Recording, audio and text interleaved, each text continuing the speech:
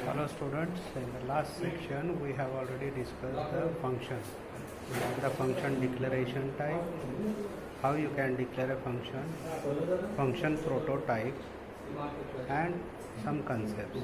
Now in today's session we'll show you some program related with the functions, how you can declare function and how you can use it. Now in the example, in the above example, you can see one program, that is for example calling a function.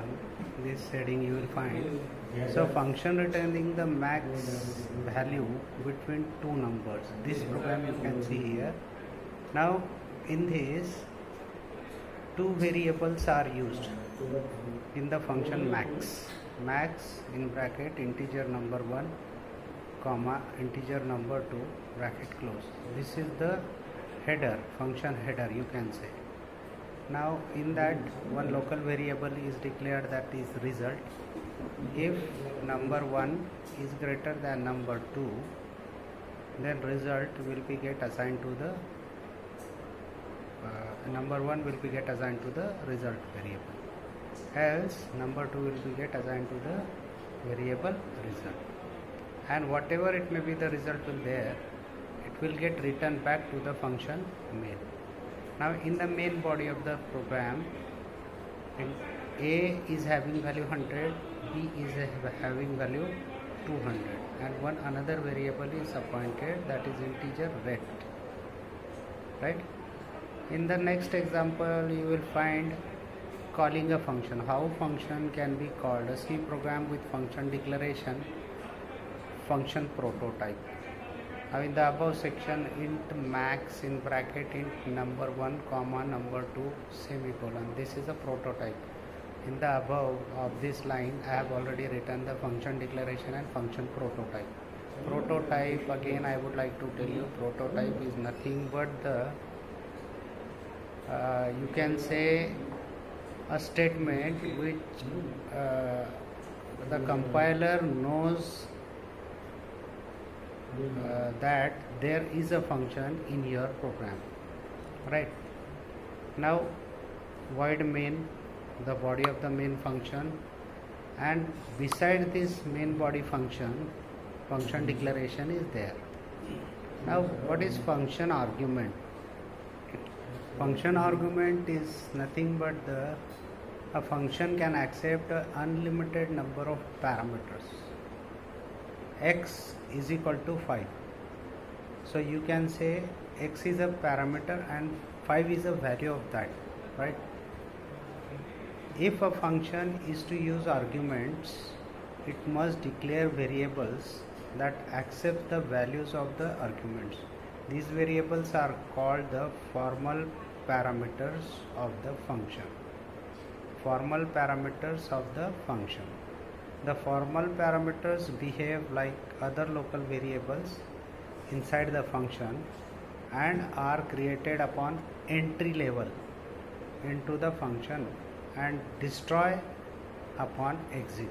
Means once the value is get returned back to the function main, the value of such formal parameters will be get removed automatically. Existence is removed. Then the point comes local and the global variables. The variables, as the name itself suggests, global variables. The variables which are global means which don't have any sort of restrictions. Throughout the whole program, throughout all the function, that variable exists, the value of that variable exists, is called the global variables. And the local variables are exactly opposite of that.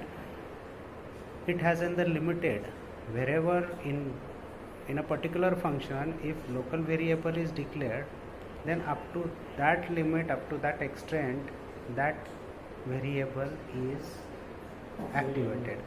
Once that function is executed, the value of that variable is also finished or no more related with the like global.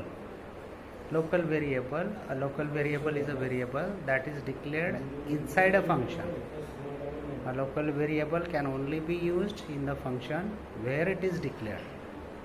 just now I have already told you. Global variables are the variables that is declared outside all the functions. Like I would like to give an example. The value of pi is 3.14. So this is global variable. Throughout world it remains same. So such variables are called the global variable. A global variable can be used in all the functions. Now in the following example you can see the relation of global and local variable. Global variables are a, b, right? Now function add is there. As you can see, two global variables are declared, a and b. These variables can be used in main function as well as add function. The local variable, that answer variable, is a good example of local variable. Now type of function calls. What are the different types of function calls? While calling a function, there are two ways that arguments can be passed to a function. One is call by value and another one is call by reference. Now call by value means what? In this method, copies the actual value of an argument into the formal parameter of the function. In this case, changes made to the parameter inside the function have no effect on the argument. Means actually value is get assigned in this call by value, means called by the value itself, and call by the reference, exactly opposite of the call by value. This method copies the address of argument into the formal parameters. Address of an argument into the formal parameter. Now how you will find the address? So ampersand variable. This ampersand variable is used in the scanf function. The address of the variable. So address of an argument into the formal parameter. Inside the function, the address is used to access the actual argument used in the call. Got it? This means that changes made to the parameter affect the argument. At the same moment, it will affect the argument also. Now in call by value method, or the method of passing arguments to a function copies the actual value. Got it? Now in call by value method, the changes made to the parameter inside the function have no effect on the argument or the argument list. By default, C programming language uses call by value method to pass arguments. By default it uses call by value. Call by address it never uses. In general, this means that code within a function cannot alter the arguments used to call a function. Now I would like to give an example of swap function in C that uses the call by value. Now you can see in the above example, you can see the example of the call by value. Consider the swap function, integer x, integer y in the bracket. Now how these values can be get replaced to one another, you can see. Now one another example is there. Now let you call the function swap by passing actual values as in the following example. How the values can be passed in terms of parameters that you can see in the function in the program itself. Got it? Now we'll go for the call by reference. The call by reference method of passing arguments to a function copies the address of an argument into the formal parameters. Copies the address of an argument to the formal parameters. Inside the function, the address is used to access the actual arguments used in the call. This means that changes made to the parameter affect the passed argument. To pass the value, By call by reference, argument pointers are passed to the function. Now again you can see the example of the swap function. To pass the value of reference, argument pointers are passed to the function just like any other value. So accordingly you need to declare a function parameters as pointer type as in the following function swap. See, you can see here star x, star y, integer, right? These are the pointers. Star indicates the pointer. Now normal x and the star x, the difference is normal x is a variable, you can say a parameter, right? And star, when you write star preceded by the variable name, then that will be the pointer. Now this pointer is pointing to the particular memory area or location. Now you can see the example also called by reference. Not understood. Now recursion. Recursion is a process of repeating items in the self-similar way. Same applies in the programming languages, as well as where if a programming allows you to call a function inside the same function, that is called the recursive call of the function. In short, you can say function calling itself is a recursion. Function calling itself is called a recursion. Now in the example you can see here void recursion, function recursion. Now recursion calling recursion. Now function main calling recursion function, means function calling itself is nothing but the recursion. The C programming language supports recursion, that is a function to call itself.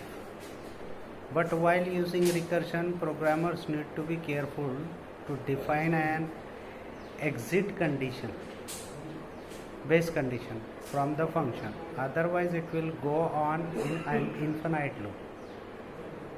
Got it? Recursive functions are very useful to solve many mathematical problems like calculate factorial numbers, factors, then generating Fibonacci numbers or Fibonacci series, etc.